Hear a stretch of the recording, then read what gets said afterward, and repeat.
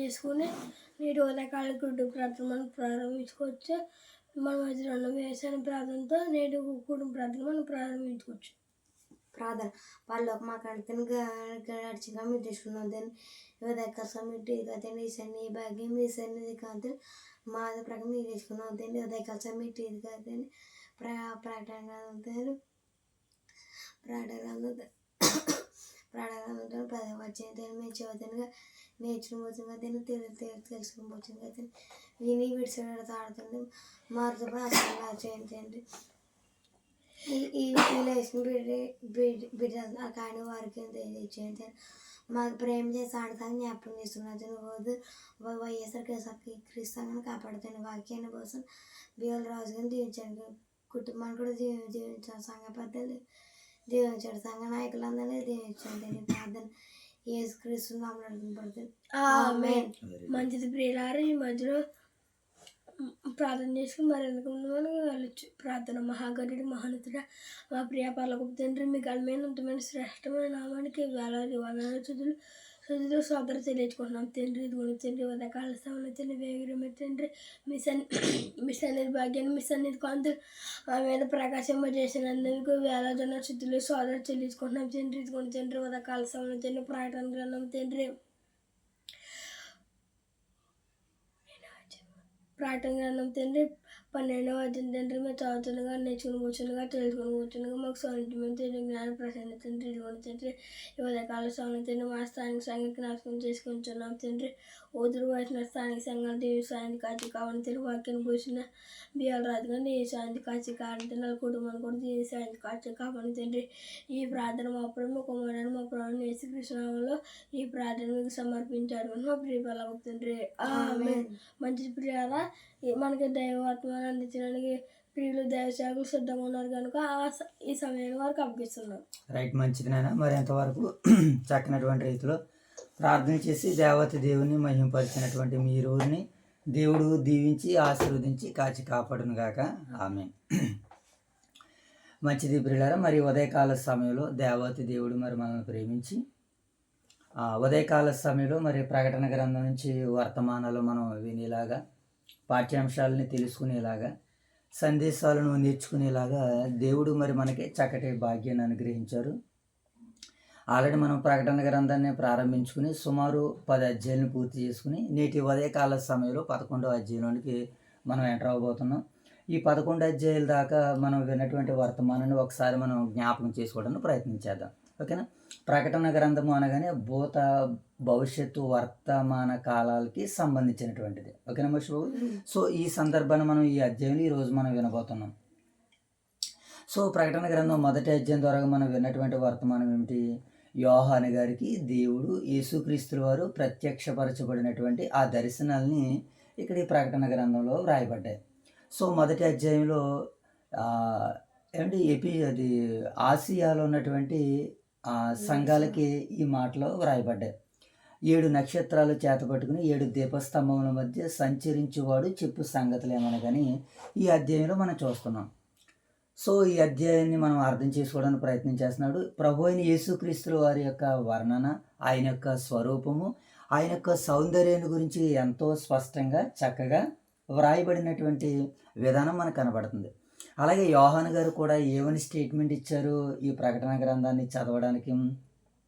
ఈ ప్రవచన వాక్య గ్రంథముల యందు వ్రాయబడినటువంటి సంగతులను, ఇందులో ఉన్నటువంటి సంగతులను చదువువాడును వాటిని విని గైకొనివాడును ఎవరని వెరీ గుడ్ ధన్యులని యోహాను గారు మరి మనకి సెలవిచ్చినట్లుగా మనం చూస్తున్నాం. సో మొత్తానికి మైనర్ ఆసియాలో ఉన్నటువంటి ఆ పురాతనమైనటువంటి పట్టణాలకి మరి మాటలు వ్రాయబడినట్లుగా మనకు కనబడుతున్నాయి. సో ఈ మాటలని నేటి మన ఆత్మీయ స్థితికి అవగాహన చేసుకుంటున్నప్పుడు మనము కూడా ఏ ఏ సంఘాలను పోలి ఉన్నామో కొంత అవగాహన మనం నేర్చుకున్నాం గత కాలంలో. మనము మన సంఘాలు, మన కుటుంబాలు ఎలాగ ఉండాలంటే, ఒకనాడు ప్రకటన గ్రంథంలో వ్రాయబడినటువంటి సంఘాలని యేసుక్రీస్తుల వారు చూసేటప్పటికి వారు ఎలాగున్నారని మనం చూసాం. వారు ప్రేమ లేని వారిగా ఉన్నారు. ఒక సంఘానికి ఏం లేదు మోషబాబు? ఎవరా సంఘము? మొదటి సంఘాన్ని చూసాము, ఎఫెసు సంఘం. సో ఎఫెసు సంఘం ఎలా ఉండాలని దేవుడు ఆశించాడో, ఎలా ఉండాలని కోరుకుంటున్నాడో మనం గత కాలంలో విన్నటువంటి వర్తమానం. 2వ అధ్యాయంలో 4 సంఘాల గురించినటువంటి కొంత అవగాహన మనం నేర్చుకున్నాం. ఎన్నో అధ్యాయంలో? సో 3వ అధ్యాయంలో ఇక మిగిలినటువంటి సంఘాలు, ఇలా టోటల్గా 7 సంఘాలు ఎలా ఉండాలని చెప్పారు ఆయన, ఎలా ఉండకూడదని చెప్పారు ఆయన, చక్కగా చెప్పారు. ఎలా ఉండకూడదన్నారు ఆయన? ఇదిగో నీవు ధనవంతుడు అని నువ్వు చెప్పుకుంటున్నావు, కానీ నువ్వు వాస్తవానికి ఎవరు? నీవు దరిద్రుడు అని చెబుతున్నాడు ఆయన. సో నువ్వు ఏం చేయాలంటే మారు మనసు పొందాలి. మరి ఇంకా ఏం చేయాలి? నువ్వు పశ్చాత్తాప పడాలి. పశ్చాత్తాపడి మారు మనసు ధరిస్తేనే కానీ నీకు పరలోక రాజ్యము లేదు.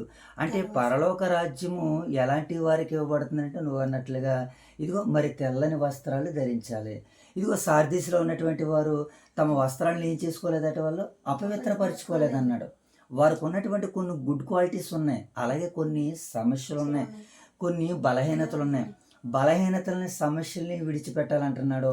ఇదిగో నూతనంగా ఏమంటే నూతన తత్వాన్ని ధరించుకోవాలని మరి 7 అధ్యాయాల ద్వారాగా ఎంతో వర్తమానాన్ని మనం విన్నాం. ఇదిగో జయించేవాడు నా తండ్రి నాతో పాటు కూడా ఇదిగో సింహాసనం మీద కూర్చుంటాడు. ఇదిగో జీవకిరీటం వారి కొరకు ఉన్నది. ఏమంటే ఇక వాగ్దానం చేశాడు నిత్య జీవాన్ని ఇస్తానని, మరణం వరకు నమ్మకంగా ఉండాలని. కనుక ఏ ఏ విషయాల్లో వారు పడిపోతున్నారో ఆయా విషయాల్లో వీరు ధైర్యం కలిగి ఉండాలని, ఆ విషయాల్లో క్రీస్తు కొరకు నమ్మకమైనటువంటి సేవకులుగా ఉండాలని మనము 3వ అధ్యాయంలో విన్నటువంటి వర్తమానం. ఇక 4 నుంచి ఇదిగో నేటి 11వ అధ్యాయం వరకు కూడా పరలోకములో ఉన్నటువంటి ఆ యొక్క వైభవాన్ని, పరలోకములో ఉన్నటువంటి ఆ వాతావరణం అంతటిని యోహాను చూసి ఏం చేస్తున్నాడంటే ఒక పక్షాన ఆనందపడుతున్నాడు, మరొక పక్షాన బాధపడుతున్నట్లుగా మనం చూస్తున్నాం. ఏ ఏ సమయాల్లో ఆయన ఆనందించాడు, ఏ ఏ సమయాల్లో బాధగా ఉంటున్నాడో కూడా మనం చూస్తాం. ఏమంటే పరలోకంలో ఒక సింహాసనం ఉంది, ఆ సింహాసనం మీద ఒక కిరీటం ఉంది, ఆ కిరీటం మీద కూర్చున్నటువంటి వాడు ధవలవరుణుడిగా కనబడుతున్నాడు. ఏమంటే సూర్యకాంతి మేఘ తేజస్సు వలె ఆయన తేజరిల్లుతున్నాడు. ఆయన సింహాసనం చుట్టూ 24 పెద్దలు ఉన్నారు.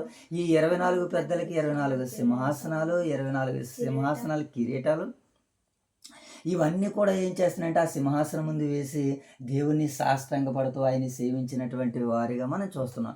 సో ఇలా పరలోక వైభవాన్ని యోహాను గారు మరి ఏమంటే 7 ముద్రలో లోపల బయట వేయబడినటువంటి ఒక గ్రంథాన్ని చూడడము, ఆ గ్రంథాన్ని విప్పడానికి యోగ్యుడు ఎవడు లేకపోవడము, ఇదిగో ఆ పెద్దలలో ఒకడు వచ్చి ఏడుస్తున్నటువంటి యోహాను గారికి ఇదిగో ఏడవకము, ఇదిగో ఈ గ్రంథాన్ని విప్పడానికి యోధాగోత్రంలో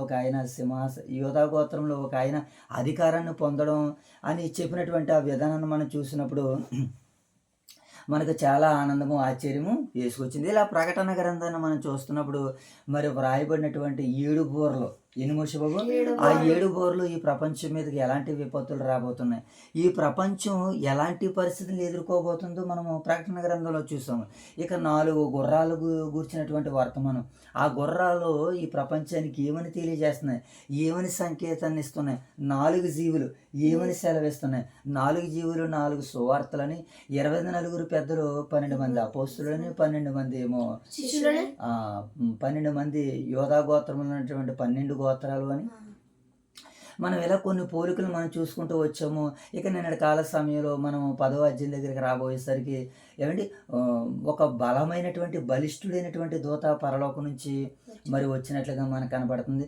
దేవుని నొసలు యందు ముద్ర చేసినటువంటి వారికి ఏ హాని చేయొద్దని ఏమండి మరి ఇంకా కొంతకాల సమయం కావాలని నిన్నటి కాల సమయంలో మనం విన్నటువంటి వర్తమానం. అలాగే దేవుని కొరకు ఏమండి ముద్రింపబడినటువంటి వారి లెక్కని, వారి యొక్క సంఖ్యను కూడా గత కాలంలో మనం చూసాము. కనుక ఈరోజు కూడా మనము మరొక నూతన అంశాన్ని మనం చూడబోతున్నాం. నూతన యొక్క ఏమంటే సందేశాన్ని మనం వినబోతున్నాం. ఈరోజు మనం వినబోతున్నటువంటి వర్తమానము సందేశము ఎక్కడి నుంచి అంటే 11వ అధ్యాయం నుంచి. సో ఇక ఈ 11వ అధ్యాయ నేపథ్యాన్ని చూసుకుంటూ నేటి ఉదయకాల కుటుంబ ప్రార్థనలో మనం ముందుకు వెళ్ళిపోదాం. ఓకేనా మోషి బాబు? ముందుగా ఈ ప్రకటన గ్రంథం మనకి 11వ అధ్యాయంలో ఎన్ని వచనాలు కనపడుతున్నాయి? సుమారుగా 19 వచనాలు కనపడుతున్నాయి. సో ఈ 19 వచనాలని ఒక 3 భాగాలుగా మాట్లాడుకునేటువంటి ప్రయత్నాలు చేద్దాం. ఎన్ని భాగాలు మోషి బాబు? సో ఈ 3 భాగాల్లో రాయబడినటువంటి సందర్భాలను ఒక్కొక్కటిగా మనం చూసుకుంటూ నేటి ఉదయకాలపు కుటుంబ ప్రార్థనలో దేవుని యొక్క ఆలోచనలు అర్థం చేసుకునేటువంటి ప్రయత్నం చేద్దాం. ముందుగా దీని యొక్క నేపథ్యం, మనము 10వ అధ్యాయంలో దేవదూత యోహానుకు ఒక చిన్న గ్రంథమును ఇచ్చి ఏమండి మరలా దాన్ని ప్రవచింపవలనని ఆజ్ఞాపించాడు. ఏం చేయాలన్నాడు మోషే బాబు? ప్రాచుర్యమైన ఆగ్రహం ఇచ్చాడు. ఒక చిన్న గ్రంథం ఆయన చేతిలో ఉంది, అది తినడానికి ఆయన చేతికి ఇచ్చినప్పుడు అది తీరువలే మధురంగా ఉందన్నాడు. అది తినేటువంటి తర్వాత తన కొడుకుకి ఎలా ఉందట అంటే చేదుగా ఉందని చెప్పాడు. ఇంతకీ చేదు ఏంటి తీపి ఏంటో మనం చూసాం. నిన్నటి కాల సమయంలో దేవునికి వచ్చినటువంటి వర్తమానాలు వాగ్దానాలని మనం పొందుకుంటున్నప్పుడు మనకు ఎంతో ఆనందంగా ఉంటాయి. ఆ వాగ్దానాలు నెరవేర్పు మన జీవితంలో ఎప్పుడైతే ఎదురవుతుందో అప్పుడు మనకు బాధగా ఉంటుంది, ఇబ్బందిగా ఉంటుంది, కష్టంగా ఉంటుంది. ఎందుకంటే దేవుని తీర్పులు మనకు ఎలా ఉంటాయి? చేదుగా ఉంటాయని నిన్న కాల సమయంలో ఆ చిన్న పుస్తకం నుంచి మనం చూసాము. ఇక్కడ యోహాను గారు దాన్ని మరి తిన్నట్లుగా మనకు కనబడుతుంది. సో యేస్కేలు ప్రవక్త కూడా అలాగే దేవుని యొక్క గ్రంథాన్ని ఆయన కూడా భుజించాడని మొదట 3-4 అధ్యాయాల్లో ఆయన కూర్చున్నటువంటి యేస్కేలు గ్రంథాన్ని మనం కూడా చూసాం. సో ఇక ఈ 11వ అధ్యాయంలో మనం వినబోతున్నటువంటి వర్తమానం మనం ఏమిటయ్యానంటే ఆ సంఘానికి కొనసాగింపు. ఇప్పుడు 10వ అధ్యాయానికి కొనసాగింపుగానే ఈ అధ్యాయం కూడా మనకు కనబడుతుంది. ఇక్కడ ఏం కనబడుతుంది అంటే దేవుని ఆలయం కొలవబడుట. ఏటి మోషే బాబు? దేవుని ఆలయం కొలబడుట. ఇద్దరు సాక్షుల యొక్క ప్రస్తావన ఇక్కడ మనకు కనబడుతుంది. అలాగే ఏడవ బోర ధ్వని దేవుని రాజ్య స్థాపన వంటి ముఖ్యమైనటువంటి ప్రవచనాలు ఈ అధ్యాయంలో మనం చూడబోతున్నాం. ఓకేనా మోషే బాబు? సో ఇక ఈ అధ్యాయంలో మనం వినబోతున్నటువంటి మొట్టమొదటి మాట ఏంటంటే ఆలయాన్ని కొలవడము, అలాగే ఇద్దరు సాక్షుల యొక్క ప్రస్తావన, ఈ ఇద్దరు సాక్షుల ప్రస్తావన, అలాగే రాజ్య స్థాపన కూడా ఈ 11వ అధ్యాయంలో మనకు కనబడుతుంది. సో ఇది ఈ అధ్యాయానికి సంబంధించినటువంటి నేపథ్యం. ఇక ఇది అంత్యకాల సంఘటనలకు మధ్య దేవుడు తన ప్రజల్ని ఎలా కాపాడుతున్నాడో, తన సాక్ష్యాన్ని నిలబెడతాడని, చివరకు యేసుక్రీస్తు వారి యొక్క రాజ్యాన్ని స్థాపిస్తాడని ఈ అధ్యాయం మనకి నేపథ్యంగా మాట్లాడుతుంది. సో ఇప్పుడు నేపథ్యాన్ని ముగించుకున్నాం. ఈ అధ్యాయ సారాంశంలోనికి వెళ్దాం. ఓకేనా మోషే బాబు? ఈ అధ్యాయంలో ఎన్ని వచనాలు ఉన్నాయనుకున్నాం? 19. సో ఈ 19 వచనాలని ఒక 3 భాగాలుగా మాట్లాడుకునేటువంటి ప్రయత్నాలు చేద్దాం. సో మొదటిగా సారాంశంలో ముందు భాగాన్ని మనం చూద్దాం. ఆలయాన్ని కొలవడం. ఆలయాన్ని కొలవడం. యోహానుకి ఒక కొలబద్ద ఇవ్వడము, దేవుని ఆలయమును బలిపీఠమును, ఆలయములో ఉన్నటువంటి ఆరాధన లేదా ఆలయంలో ఉన్నటువంటి పూజారులను కొలవమని చెబుతుందన్నమాట దేవదూత యోహాను గారికి. సో దీనిని ఆయన చూస్తున్నాడు. ఇది దేవుని యొక్క స్వాస్యమును గుర్తించడాన్ని సూచిస్తుంది. దేవుని ఆవరణంలో దేవుని యొక్క సన్నిధిలో ఉన్నటువంటి వారిని, పూజారుల్ని కొలవమనడం దేనికి సూచనగా ఉందంటే దేవుని యొక్క స్వాస్యానికి సూచనగా, గుర్తుగా ఇది కనపడుతుంది. ఇక బయట ప్రాంగణమును అన్ని జనులకు ఇవ్వబడింది. వారు దానిని సుమారు 42 నెలల పాటు, అంటే సుమారు 1000 సంవత్సరముల పాటు పరిశుద్ధ పట్టణాన్ని ఏం చేస్తారట? కాళ్ళతో త్రొక్కుతారని ఇక్కడ మొదటి భాగంలో మనకు కనబడుతుంది. సో దీనికి సంబంధించినటువంటి రెఫరెన్సెస్ మనం చదువుదాం. మొదటిగా ప్రకటన గ్రంథము 11వ అధ్యాయము మొదటి నుంచి 3 వచనాలు మనం చదువుకుందాం. ఓకేనా? మొదటి నుంచి 2 వచనాలు చదువుకుందాం. మొదటి 1-2 వచనాలు చదువునాను. మరియు ఒకడు చదువునాను. మరియు ఒకడు చేతి కర్ర వంటి కొలకర్ర నాకు ఇచ్చి, నువ్వు లేచి దేవుని ఆలయమును బలిపీఠమును కొలత వేసి ఆలయములో పూజించే వారిని లెక్క పెట్టుము. ఆలయమునకు వెలుపట ఆవరణమును కొలత వేయక విడిచిపెట్టుము. అది అన్యులకి ఇవ్వబడును. వారు 42 నెలలు పరిశుద్ధ పట్టణమును కాళ్ళతో త్రొక్కుదురు. 42 దినముల పాటు ఏం చేస్తారట మోషే బాబు? అంటే దేనిని సూచిస్తుందంటే ఆల్రెడీ యెరూషలేము దేవాలయాన్ని ఒకసారి బబులోను రాజు ఏం చేశాడు? దాన్ని నేలమట్టం చేసి మరి దానిలో ఉన్నటువంటి వాటిని అన్నిటిని కూడా పట్టుకుని వెళ్ళిపోయాడు. తదుపరి కాలంలో మరొక ఆయన వచ్చాడు. మరొక ఆయన వచ్చి దీన్ని కూడా మరొకసారి ఏం చేశాడు? దీన్ని కూడా నేలమట్టం చేసేసాడు. ఆయనే టైటస్ అనేటువంటి చక్రవర్తి రాజు, క్రీస్తు 70వ సంవత్సరంలో.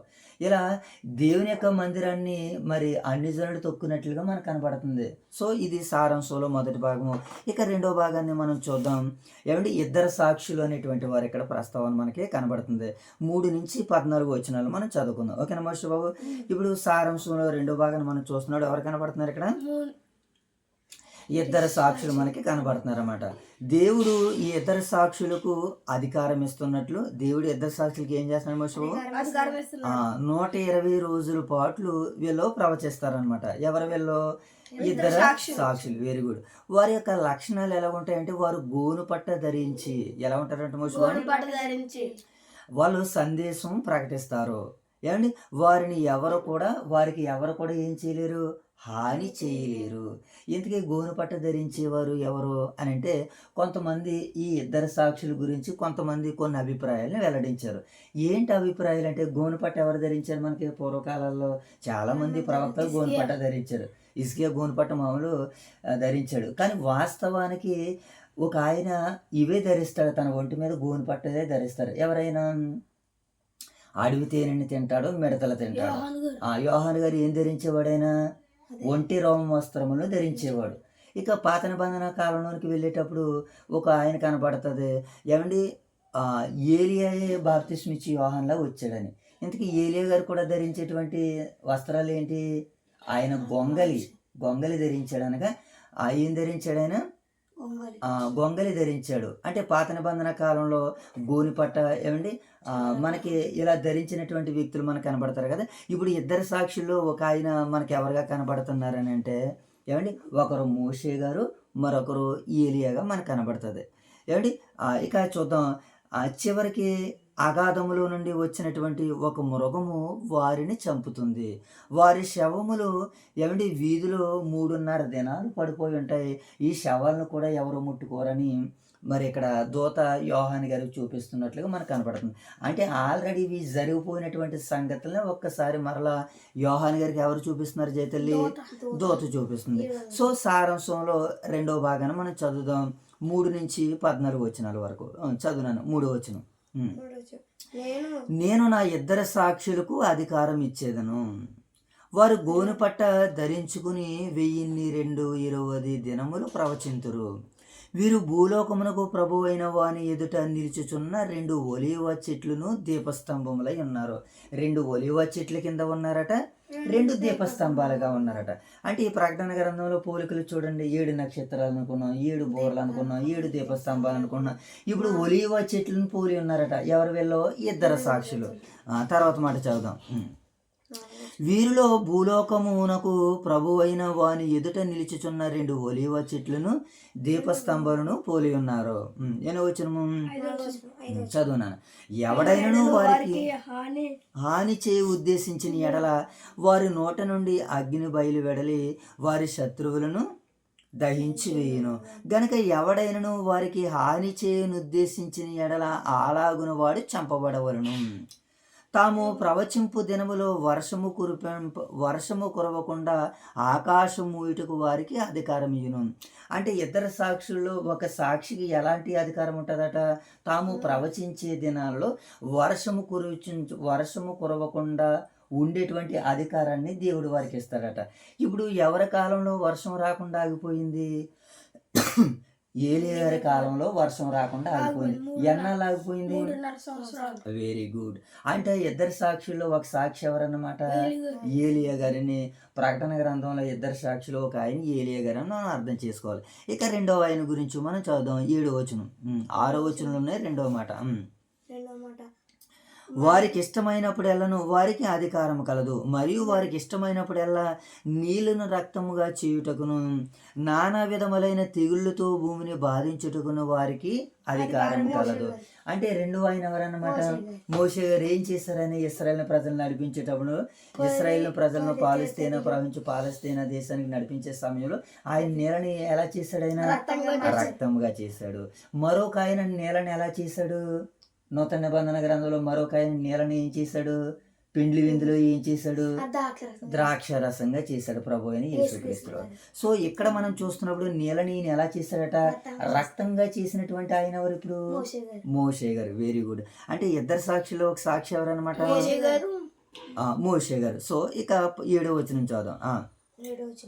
వారు సాక్ష్యం చెప్పడం ముగింపగానే అగాధములో నుండి వచ్చి క్రూర మృగం వారితో యుద్ధము చేసి జయించి వారిని చంపెను. వారి శవములు ఆ పట్టణపు సంత వీధిలో పడి ఉండుటను వానికి ఉపమాన రూపంగా సొదోమనియు ఐగుప్తనియు పేరు. అచ్చట వారి ప్రభువు కూడా సిలువేయబడును. 9వ వచనం చాలు. మరియు ప్రజలను మరియు ప్రజలను వారి వంశీకులను ఆయా భాషలు మాట్లాడే వారికి జనములకును సంబంధించిన వారు 3 దినములన్నర వారి శవములను చూచుచు వారి శవములను సమాధిలో పెట్టనియ్యరు. ఈ ఇద్దరు ప్రవక్తలు భూనివాసులను బాధించినందున భూనివాసులు వారి గతి చూసి సంతోషించెదరు, ఉత్సహించుచు ఒకరికొకడు కట్నములు పుచ్చుకుందరు. ఒకరికొకడు ఏం చేస్తారట అంటే దేవుని రాజ్య సువార్త ఆల్రెడీ మరి ఏమంటే బాప్తిస్మ ఇచ్చి యోహాను గారు ప్రకటించారు, ఏలియా గారు ప్రకటించారు, అలాగే మోషే గారు దేవుని యొక్క సమాచారాన్ని ప్రకటించినప్పుడు వీళ్ళు ఒకరికొకరు ఏం చేస్తారట, కట్నాలు పుచ్చుకుంటారట.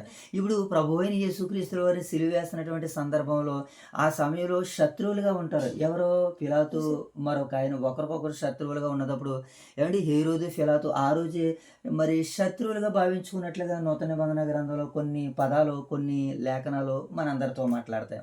సో ఇలాంటి సందర్భంలో ఏమంటే ఇక్కడ ఇద్దరు సాక్షులు చనిపోయినటువంటి సందర్భంలో ఒకరికొకరు ఏం చేస్తారట, వీళ్ళు కట్నం పుచ్చుకుంటారట. వాస్తవానికి కట్నం ఎవరు పుచ్చుకుంటారు, స్త్రీ పురుషుల మధ్య ఉన్నటువంటిది ఇది. కానీ ఇక్కడ ఒక నీతిమంతుడు ఒక సత్యవంతుడు చనిపోతుంటే ఏమంటే శత్రువులు విరోధులు ఏం చేస్తారట, వారిని బట్టి ఒకరికొకరు సంతోషిస్తారని ఇక్కడ ఈ మాట మనకు కనబడుతుంది. ఉత్సహించుచు సంతోషించుచు ఒకరికొకడు ఏం చేస్తాడట, నేను కట్నములు పుచ్చుకుందరు. 11వ వచనం. అయితే ఆ 3.5 దినములైన పిమ్మట దేవుని నుండి జీవాత్మ వచ్చి వారిలో ప్రవేశించును గనక వారు పాదములు ఊని నిలిపిరి, వారిని చూచిన వారికి మిగులు భయము కలిగెను. తర్వాత వచ్చిన సో ఇది మనకి సారాంశంలో ఇంకా చదవాలన్నా చదవనా 12వ వచనం దాకా కదా. అప్పుడు అక్కడ నుండి ఎక్కిరండని ఏమిటి పరలోకం నుండి గొప్ప స్వరము తమతో చెప్పుడు వారు విని మేఘారుడై పరలోకమునకు ఆరోహణమాయిరి. ఏమంటే వారు పోవుచుండగా వారి శత్రువులు వారిని చూసిరి. ఇక్కడ ఆరోహణమై వెళ్ళిపోయారు కదా. ఈ ఆరోహణమైన వ్యక్తి ఎవరైనంటే మరి హానోకు గారు. హానోకు గారు కూడా దేవునితో ఎన్ని ఏళ్ళు చేశాడైనా 300 ఏండ్లు దేవునితో నడుచుచు ఆయన ఏం చేశాడు, పరమునకు కొనుపోబడును అనగా ఆరోహణమైన.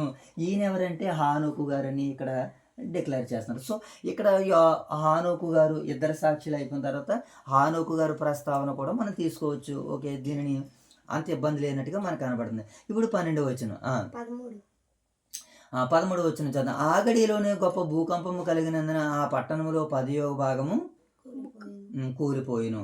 తర్వాత మాట ఆ భూకంపం వలన 7,000 మంది. తర్వాత మాట మిగిలిన వారు భయక్రాంతులే పరలోకపు దేవుణ్ణి మహిమపరిచిరి. చదువున్నాను. తర్వాత మాట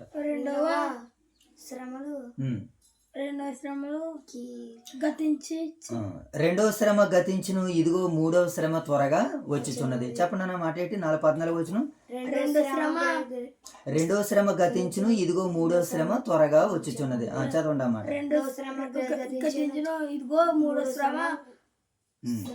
ఇదిగో 3వ శ్రమ త్వరగా వచ్చును అంటే సో ఈ సారాంశంలో ఈ 3వ భాగాన్ని మనం చూస్తున్నప్పుడు ఇక్కడ ఇద్దరు సాక్షులతో పాటు మరొక ఆయన కనబడుతున్నారు. ఆయన ఆరోహణమైనటువంటి వ్యక్తి ఎవరంటే ఒక హానోకుగా మనం పరిగణలోనికి దీన్ని తీసుకోవడానికి అవకాశం ఉంది. ఇక సారాంశంలో 3వ భాగాన్ని మనం చూద్దాం. ఏమంటే 17 నుంచి 19 వచనాలు. ఓకేనా. ఇక్కడ ఈ సందర్భాన్ని మనం చూస్తున్నాడు. ప్రపంచ ప్రజలు ఏమంటే సంతోషిస్తారు, కానీ దేవుడు వారిని చూసి ఏం చేస్తాడో, ఈ చనిపోయినటువంటి వారిని బ్రతికిస్తాడో, వారు పరలోకమునకు ఎత్తబడతారో. ఏమంటే ఆ తర్వాత గొప్ప భూకంపం వస్తుందని 2వ భాగాన్ని మనం ముగించుకున్నాం కదా. సో ఇప్పుడు 3వ భాగాన్ని మనం చూస్తున్నప్పుడు 7వ బోర ధ్వని ఇక్కడ మనకు కనబడుతుంది. ఎన్నో బోర్నైనా 7వ బోర ధ్వనిలో మనకి ఇక్కడ ఏం తెలియజేయబడుతుంది అంటే 15 నుంచి 19 వచనాలు. ఎన్ని బాబు? 7వ బోర ఊదినప్పుడు పరలోకమందు గొప్ప స్వరము వినబడింది. పరలోక రాజ్యము తన ప్రభువనియు ఆయన క్రీస్తునందున్నాడనియు ఏమంటే 24 పెద్దలు దానికి కృతజ్ఞతలు చెల్లిస్తున్నారనియు తర్వాత దేవుని ఆలయము పరలోకమందు తెరవబడుటయు నిబంధన మందస్సము ఏమండి కనబడుతుంది. ఇక మెరుపులు ఉరుములు భూకంపాలు సంభవిస్తున్నట్లుగా మనకి ఇక్కడ ఈ భాగంలో కనబడుతున్నాయి. సో దీనికి సంబంధించినటువంటి చివరి భాగాలు మనం చదువుదాం. ఏమండి 15 నుంచి 19 వచనాలు చదువునానా. ఏడవ దూత బూర వాదగా ఏడవ పూత బూర ఊదినప్పుడు పరలోకములో గొప్ప శబ్దం పుట్టెను. Very good. ఆ గొప్ప శబ్దము ఇదిగో లోకరాజ్యము మన ప్రభు రాజ్యమును ఆయన క్రీస్తు రాజ్యమును ఆయను. ఆయన యుగ యుగముల వరకు ఏలుననెను. అంతటా దేవుని ఎదుట సింహాసనాసీనులకు ఆ 24 పెద్దలు సాష్టాంగపడి దేవునికి నమస్కారం చేసిరి. ఈ దేవుడు ఎలా ఉన్నాడట? వర్తమాన భూత భవిష్యత్ కాలములో ఉండువాడు దేవుడైన ప్రభువైన సర్వాధికారి. నీవు మహాబలమును స్వీకరించి ఏలుచున్నావు గనక మేము నీకు కృతజ్ఞతాస్తుతులు చెల్లించుచున్నామని 24 పెద్దలు దేవునికి ఏం చెల్లిస్తున్నారట? కృతజ్ఞతాస్తుతులు చెల్లిస్తున్నారు. ఏమండి? భూత వర్తమాన భవిష్యత్ కాలంలో ఉండు దేవుడైన ప్రభువు. ఏమండి? మన దేవుడు ఎవరటనైనా భూత వర్తమాన భవిష్యత్ కాలంలో ఉన్నటువంటి దేవుడు. ఆయనకి కృతజ్ఞతలు ఏమండి మరి పెద్దలు కూడా చెల్లిస్తున్నట్లుగా మనకు కనబడుతుంది. ఇప్పుడు 18వ అధ్యాయం. జనములు కోపగించినందున నీకు కోపం వచ్చెను. మృతులు తీర్పు పొందుటకు నీ దాసులకు ప్రవక్తలను పరిశుద్ధులకును నీ నామమునకు భయపడి వారికి తగిన ఫలము నిచ్చుటకును గొప్పవారేమి కొద్దివారేమి భూమిని నశింపజేయవారిని నశింపజేయుటకును సమయం వచ్చి ఉన్నదని చెప్పిరి. ఏమంటే సమయం వచ్చి ఉన్నదని ఏం చేశారట? చెప్పినట్లుగా ఈ సారాంశంలో 3వ భాగాన్ని మనం చూసాం. ఇంకా చివరి భాగం ఉందన్న చదివినాను. 19 వెరీ గుడ్. మరియు పరలోకమందు దేవుని ఆలయము తెరవబడగా దేవుని నిబంధన మందసము ఆయన ఆలయములో కనబడును. అప్పుడు మెరుపులను ధ్వనులను ఉరుములను గొప్ప ఏమంటే భూకంపమును గొప్ప వడగండ్లను పుట్టెను. సో ఇలా మరి ప్రకటన గ్రంథం 11వ అధ్యాయంలో సారాంశాన్ని ఇక్కడితో మనం ముగించుకున్నాం. ఇక ఈ అధ్యాయానికి సంబంధించినటువంటి ఏంటి వివరాల్లోనికి మనం వెళ్దాం. ఓకేనా మోషబాబు? ఇక వివరాల్లో మొదటి భాగాన్ని మనం చూస్తున్నప్పుడు ఆలయము కొలవబడుట అంటే ఏమిటి? బైబిల్లో కొలవడం అనగా స్వాధీనపరచుకోవడం. ఏంటి మోషబాబు? అలాగే రక్షించడము, అలాగే ప్రత్యేకంగా జీవించడము, దేవుడు తన ప్రజలను తెలుసుకుని కాపాడుతున్నాడనేటువంటి భావన ఇందులో ఉన్నట్లుగా మనకు కనబడుతుంది. ఓకేనా? ఇది కొలవడం అనేటువంటి మాట ఒక షార్ట్ కట్లో ఒక సందర్భాన్ని మనం చూసాం. ఇక వివరాల్లో 2వ భాగాన్ని మనం చూద్దాం. ఇద్దరు సాక్షులు ఎవరో? ఏంటి మోషబాబు? వారు గురించినటువంటి వివిధ అభిప్రాయాలు ఉన్నాయి బైబిల్ గ్రంథంలో. ప్రతిదానికి కొన్ని సందిగ్ధాలు ఉన్నాయి, కొన్ని సందిగ్ధాలు ఉన్నాయి, కొన్ని మరి ఇబ్బందులు కూడా మనకు కనబడతాయి. ఏంటంటే అపార్థం చేసుకోవడం, కొంత అర్థం చేసుకోవడం, కొంత అవగాహన. సో మొత్తానికి వారు అందిస్తున్నటువంటి సమాచారము సందేశం ఏంటన్నది మనం పరిగణలోకి తీసుకోవాలి. దొరబాబా లేకపోతే మోషబాబా లేకపోతే విజయశాలని అన్నది కాదు, కానీ బైబిల్ నుంచి వారు ఏ వర్తమానాన్ని ఏ సందేశాన్ని వారు అందిస్తున్నారు, వినిపిస్తారు అన్నదని మనం పరిగణలోకి తీసుకోవాలి. సో ఇప్పుడు ఆ ఇద్దరు సాక్షులు ఎవరు అనుకున్నాం? ఒక ఆయన మోషే గారు అనుకున్నాం, మరొక ఆయన ఏలి గారు అనుకున్నాం, మరొక ఆయన ఏమండి మరొక ఆయన ఎవరు? ఏలియా గారు ఏమండి. ఏలియా గారు కూడా మరి మరణించకుండా ఆరోహణం అయిపోయాడు కదా.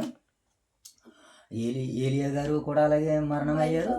అలాగే మరొక ఆయన దేవునితో ఆరోహణం అయిపోయినటువంటి ఆయన దేవునితో నడుచుకుని వెళ్ళిపోయిన అన్నాడు హానూకు గారు. హానూకు గారు ఒకరు, ఏమంటే ఏలియా గారు ఒకరు, ఏమంటే మరికొంతమంది ఏమంటే ఇద్దరు సాక్షులు ఒకరు ఎవరంటే మోషే గారు ఒకరు, ఏలియా గారు ఒకరు. ఏమండి ఇలా మనకి కొంతమంది కనబడుతున్నట్లుగా మనకు కనబడుతుంది. సో మొత్తానికి ఏమండి ఈ సంఘటనలన్నీ కూడా మనకి అంత్యకాలంలో వచ్చేటువంటి మరి తీర్పులు గురించినటువంటి ఇక్కడ మనకి భాగాలు కనబడుతున్నాయి. ఇక వివరాల్లో 2వ భాగంలో. ఓకేనా మోషబాబు? ఏ అభిప్రాయమైన ప్రధాన బోధ ప్రధాన సందేశం ఏంటంటే దేవుడు తన సాక్ష్యాన్ని లోకములో ఏం చేస్తున్నాడు? తెలియజేస్తున్నాడని ఈ అధ్యాయం మనకి వివరణిస్తుంది అనమాట. ఇక 3వదిగా మృగము అనగా ఎవరు? ఎటు మోషబాబు? ఇక్కడ మొదటిసారి మృగం అనేటువంటి మాట ప్రస్తావించబడింది ప్రకటన గ్రంథంలో. ఇక్కడ మృగము ఏమంటే ఇప్పటి వరకు జీవులు, బూరలు, దూతలు మనం చూసాం.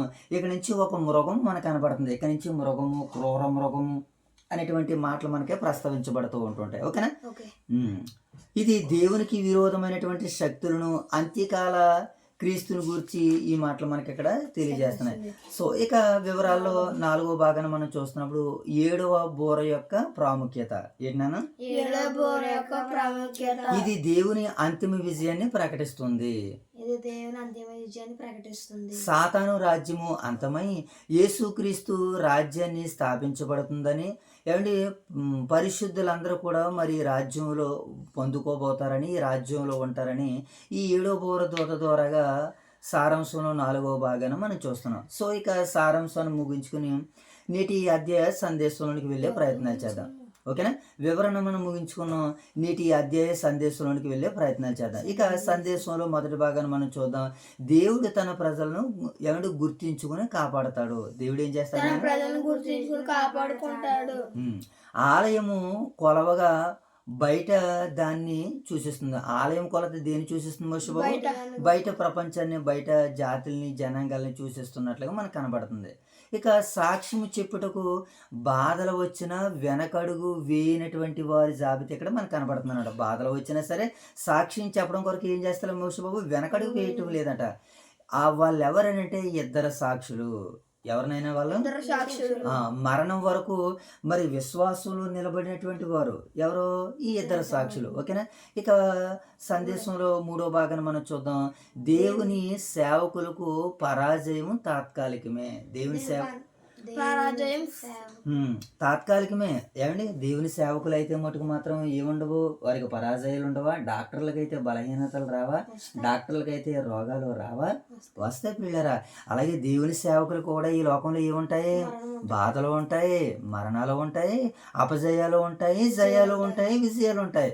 వారు చంపబడడం మట్టుకే కాదు కానీ దేవుడు వారిని ఏం చేస్తున్నాడు మోషబాబు? తిరిగి లేపుతున్నట్లుగా మనకి ఏమండి సందేశంలో 3వ భాగాన్ని మనకు కనబడుతుంది. ఇక సందేశంలో 4వ భాగాన్ని చూద్దాం.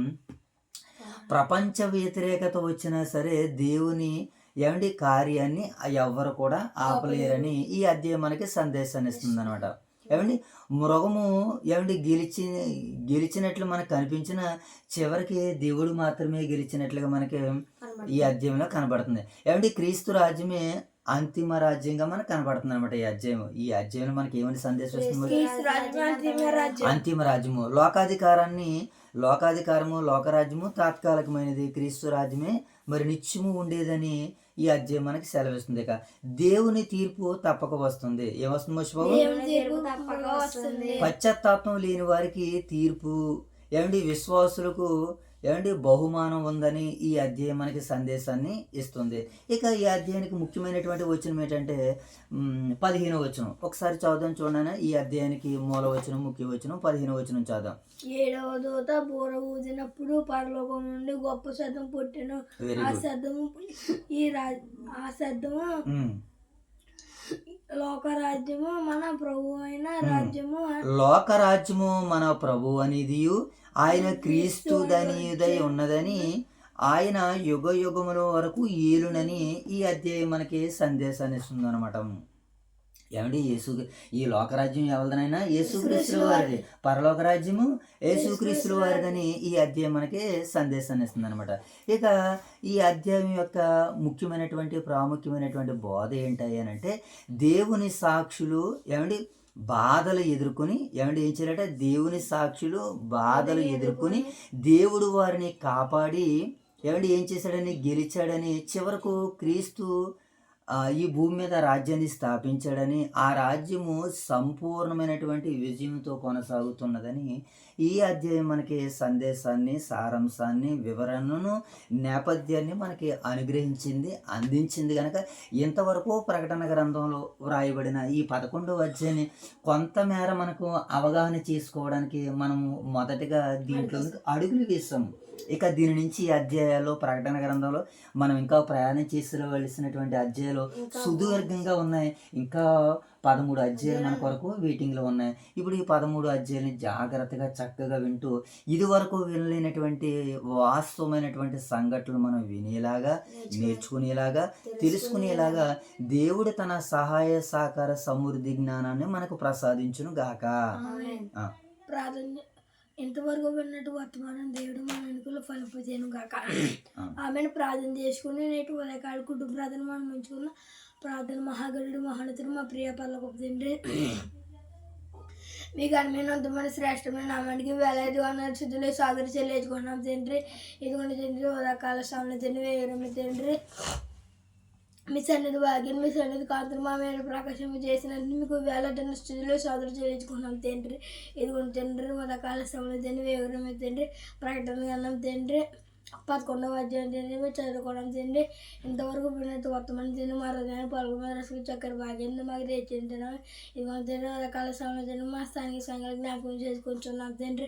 ఓదురు పట్టిన స్థానిక సంఘాలు దీని సాయంత్రం కాచి కాబట్టి తండ్రి వాక్య భోజనం వేయాలి దీని సాయంత్రం కాచి కాబట్టి నా కుటుంబాన్ని కూడా దీని సాయంత్రం కాచి కాబట్టి తండ్రి.